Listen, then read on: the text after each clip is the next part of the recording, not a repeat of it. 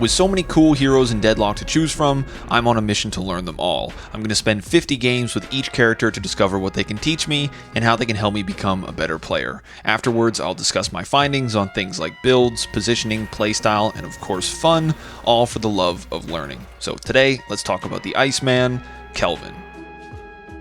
I was really looking forward to spending this time with Kelvin, as he's often touted as the strongest support in the game, and he has some pretty cool abilities to boot. Noodling around with him in the sandbox and experimenting with item synergies, he struck me as a pretty traditional support character and what I thought would be a straightforward healer. What I wasn't expecting, however, was just how different he would play to the way I thought he would, and how much of his impact would be tied to those traits. Kelvin is, sort of, what I would consider a traditional support, as he applies a lot of strong, consistent healing, but he's crucially also a catch character. With his fantastic map presence with his ice path, Kelvin can either fly in to save a teammate from a gank, or chase down a singled out target to prevent their escape. Not only can he tip the scales for his team through his healing, but also through creating or forcing a numbers advantage, or evening out a fight the enemy team might have thought they had an advantage in. Unlike my main character Paige, who thrives as a backline hero that bolsters her teammates, Kelvin's strength instead is in his presence in the fight, whether it's on the ground setting up domes or above the enemy team raining down bombs. There's just so many different things Kelvin's kit can enable, and so many ways it can impact himself and his team. His bombs net him excellent healing, his path gives him great escape, catch, and map control, even making things like earn easier, his beams slows to prevent enemy escapes, and his dome can not only trap enemies to net kills, but can literally pause some of the most important aspects of the game, including rejuve, patron, and earn. Each of those elements on their own would be pretty important strengths for a support character to offer, but taken in aggregate, Kelvin's kit is extraordinarily wide-reaching, making his strength clear and undeniable. So if you're unfamiliar with Kelvin, here's a quick rundown on his kit. His 1 are frost grenades that explode on impact, healing teammates while damaging and slowing enemies. When maxed out, the scaling on them increases from 0.7 and 0.9 to 1.5 and 1.9 respectively. His 2 creates a path of ice beneath him, which allows Kelvin to raise or lower himself, granting anyone on the path additional movement speed. Kelvin himself also gains some additional buffs while on the path,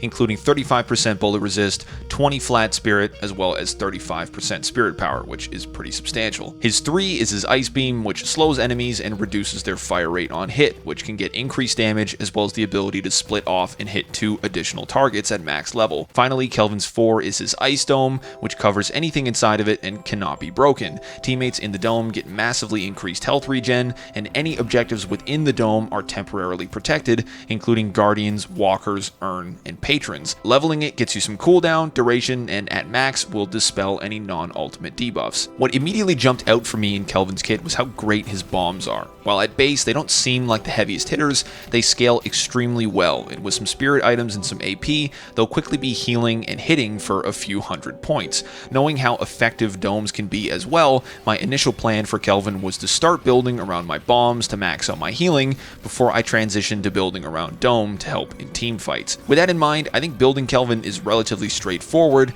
with there just being a few key items that really stand out. Rapid recharge felt essential when building into bombs, as the base time between charges is somewhat long at 7 seconds, which is brought down to 5 by rapid recharge. Healing booster is also fantastic, as it gives you that additional 20% boost that not only buffs your bombs, but your domes, as well as any healing items you might buy, with rescue beam being my go-to. Enduring speed was also a necessary item for me, as Kelvin is extremely slow, having the lowest base movement speed and stamina regen in the game. Although he does utilize his path pretty often to reposition, having enduring speed on top not only makes those path rotations faster, but will also help to normalize Kelvin's speed on the ground. Aside from that, Boundless helps to max out your spirit scaling, and cooldown and expansion are great all-rounders. For transitioning to dome, I really liked Alkfire, so I could fill the dome with some extra damage that scales with my spirit, as well as getting a small amount into my gun investment. Finally, Refresher is a classic item on Kelvin to get those double domes,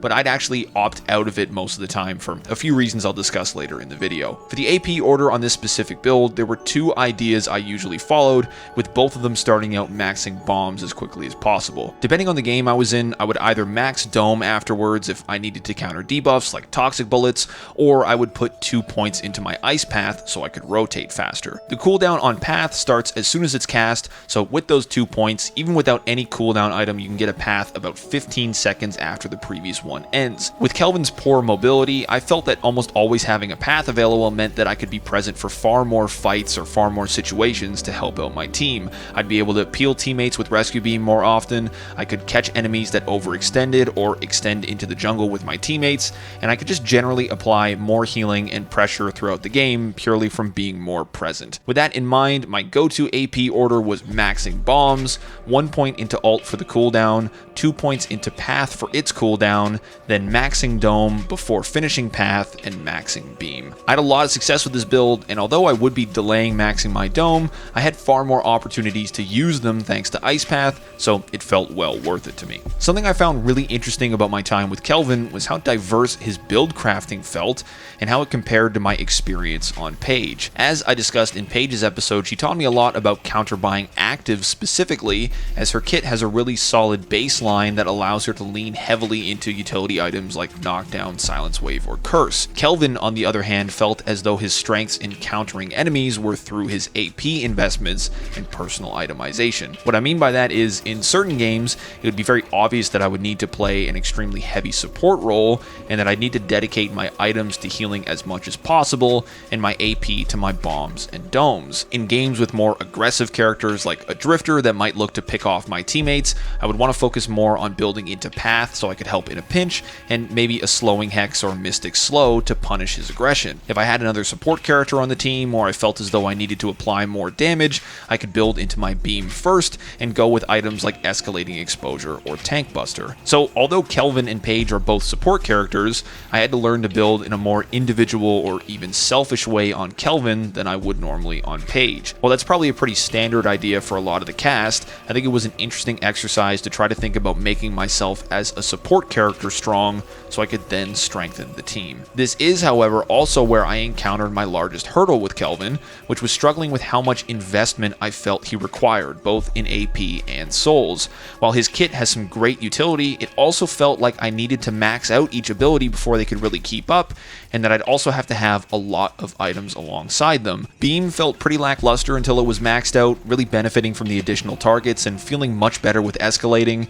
Bombs similarly didn't feel too great until I increased its scaling, and even then I needed to invest into a decent amount of items to make it shine. Path felt like it needed the 2 points in it, as a 40-second cooldown between them felt awful, and without Dome maxed out, enemies could easily kill through its healing once they had their build started. As a result, while I would be able to do some good work in lane, I'd quickly feel pretty outpaced in the mid game as enemies got their builds online, and I could hardly offer much more than some healing here and there. If I focused on one part of my kit, the remainder of it felt extremely weak in comparison, and by the time I'd be able to achieve any balance in what I could offer, it would often be far too late. If I focused on healing with my bombs, I felt I couldn't contribute offensively. If I focused on my beam, I couldn't contribute as a support. And if I focused on my dome, I couldn't really help whoever was in there to secure the kill, making it feel kind of like a healing Nova with a 3-minute cooldown. I don't, however, think this is at all inherently a weakness with Kelvin himself, but again, is rather a representation of where I struggled during my time playing him. The purpose of this series is to get a decent sample size on a character with 50 games,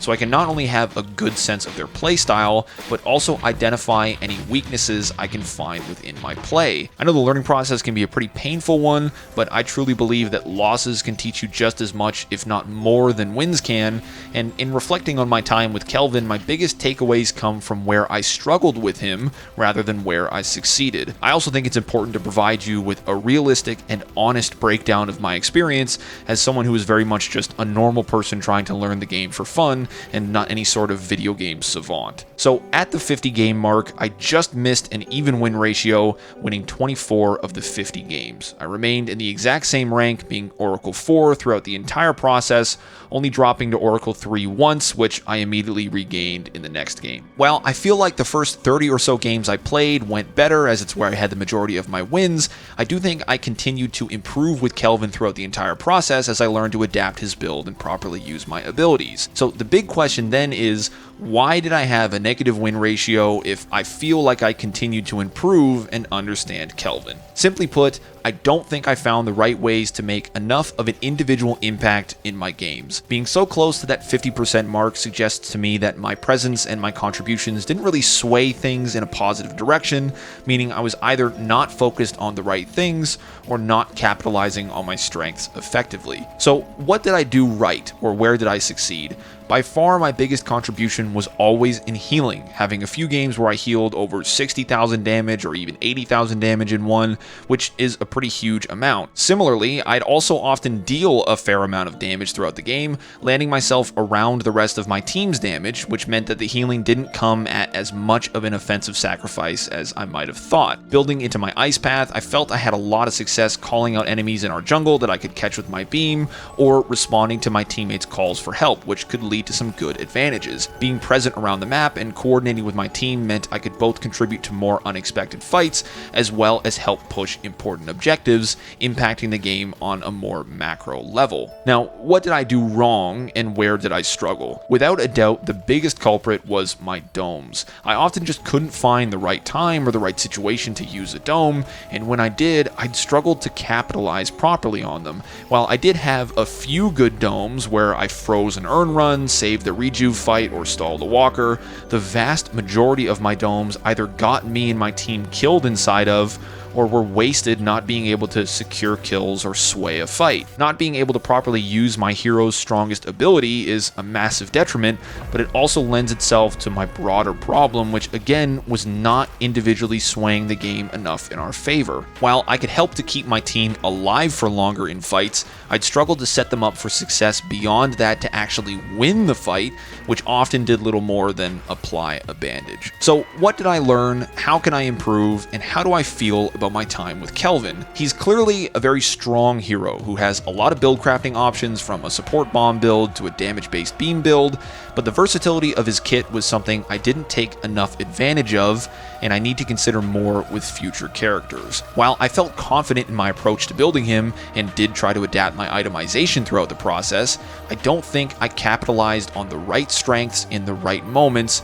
specifically with Dome. Going forwards, I need to keep this idea in mind with other heroes, preparing myself to not just adapt my items throughout the game, but also my abilities, AP order, and playstyle. While I want to keep a team-focused mindset, it's important to also find the right way to have a higher level of individual impact in whatever way suits my hero best. It's also clear to me that at this stage in my learning, my mechanics have begun to fall a bit behind, and they could use some improvement. Whether I just need to do some aim training, drill some movement, or get some more reps in, I need to focus on physically playing better. As my time with Kelvin shows, I'm far more comfortable adapting things like itemization in a game than I am my play. I think the best way for me to do that would probably be to play a carry or frontline hero who will require me to get more involved in fights, so I can spend more time focusing on my individual play. While I think Kelvin is a unique and high impact character, I also think he's just not quite the right fit for me, and I'm unsure if I'll come back to him in the future. To my surprise, he's by far the hero that's resonated with me the least out of the ones I've tried, but pushing myself out of my comfort zone to learn him has highlighted several key areas I can improve in, which I think is extremely valuable. I'm looking forward to taking what I've learned from Kelvin into the next hero and seeing if, with those weak points exposed, I can put in some much needed work and come out the stronger player for it. Thanks so much for watching. Hope you enjoyed the video. Let me know in the comments what you think of Kelvin and what heroes you might like to see me learn for the series. I've also put the build ID in the description for my support Kelvin build if you're looking for a place to start, and you can subscribe to the channel to keep an eye out for more videos soon.